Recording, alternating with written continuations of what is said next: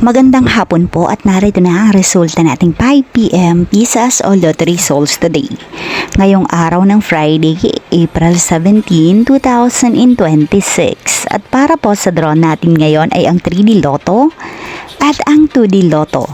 At para po sa Lotto More updates, pasubscribe na lang din po ako sa aking channel at pahit na din ng notification bell